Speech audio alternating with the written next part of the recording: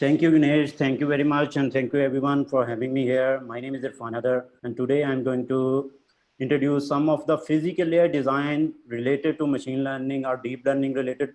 So a little bit about myself. Uh, So I have just recently graduated from University of Chinese Academy of Sciences, in which my basic area of research is learning-based physical layer design and wireless body area networks, and along with MIMO systems. So previously, I worked with Huawei projects I'm working in a capacity of radio transmission engineer. Currently, we are working in building up a startup which is named as Brain AI, in which we have two domains. We are working on low power machine learning platform designs and the rural connectivity of 5G along with the e-learning portal design systems. So this may be another topic for another presentation. So right now we will go back to the okay,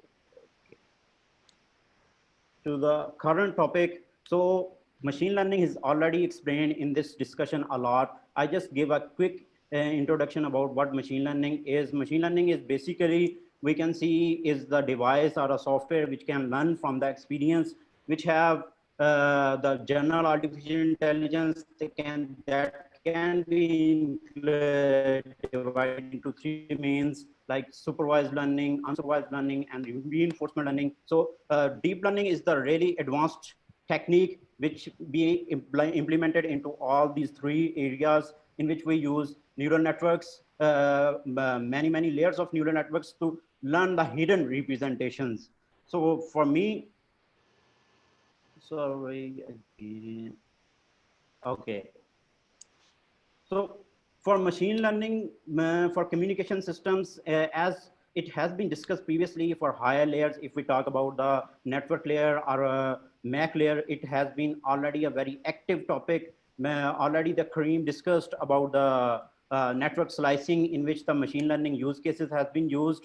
But for physical layer, it is initially, it is very an initial topic or very early stages, in which we can use for modulation classification, for estimation, or designing the equalizers and channel decoders.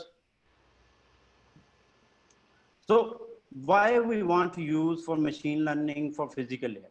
So one of the major motivation behind is that is model free, because sometimes the channel is very hard to model in our mathematical terms or in our real term environments. Also, the machine learning can provide us the online learning frameworks. The capability of our transceivers can learn, act, adopt without any guidance or without any hidden rules which have been handcrafted by the users or by the designer, DSP designers.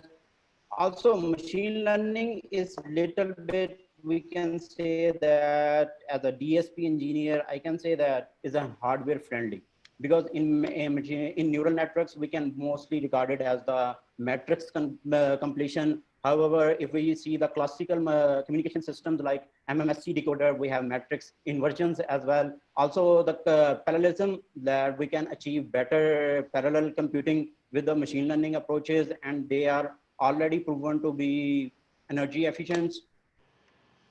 So what are the design constraints? So how we can say that, what are the challenges of applying deep learning or machine learning in physical layer? So as we can say that machine learning systems are already, communication systems are already well defined. We have well-defined fundamental limits that we can achieve. They are very well-defined, and machine learning and deep learning may add extra overhead, like our recently released GP3 NLP model. They have 175 billion parameters. That's way too much for communication systems to be implemented. And also it is very hard to learn time variant attributes, like we have the, when our device is moving from one place to another place, and the other user authentications methods, that's not very easy to design. And also the radio receivers are very sensitive to latency and power as well. Machine learning models sometimes in some cases can be consume much power and can be take more time to converge. in some cases. So what are the, how we can move forward with the deep learning in the physical layer design? So one way is that we can use compressive neural networks, and we can add hardware software co-design in which we do I mean to say that neuromorphic computing is can be a good option. So since the communication systems are well defined at a module level, so we can, using deep learning, we can achieve the modular level optimization along with the other traditional approaches. And other approach is that we can do the end-to-end solutions with the deep learning, in which we completely optimize the transceivers in a single solution, which I can show you earlier. Okay, so these are some of the examples we have seen. On the top left side is that the traditional communication system, and on the right side is that our proposed communication systems. That is in which we use autoencoders, that is unsupervised learning systems. And the other system is that sometimes you can add, you can combine the weakly supervised learning solutions as well. And you can combine the, how to say, convolutional neural networks with the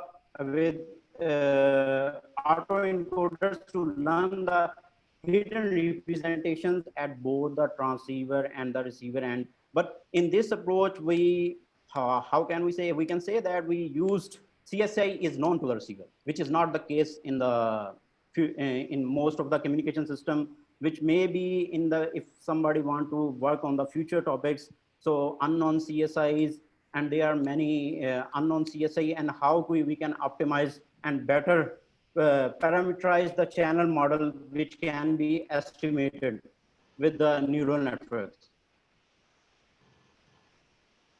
So this is another work we have done, is modulation classification, in which we use different, because at network, at physical layer, we use to identify which modulation scheme are going as an adaptive nature of this. So we use different modulation schemes, different machine learning, traditional machine learning, and deep learning schemes to identify the which modulation format is transmitted. So currently, the basic problem with it has been discussed previously, is that we are using synthetic data. So there is no availability of real-time data available, especially because most of the real-time data is customer security, or there is more need. Basically, the machine learning community to get more preference everywhere is that they have more open source softwares. So we need more open source software, or more open source data management related to machine learning or physical layer data, which the companies can provide, and we can work on this one. So, okay. These are my contact details. So if we can have any questions or further, you can contact me. So that's all for me. I'm okay.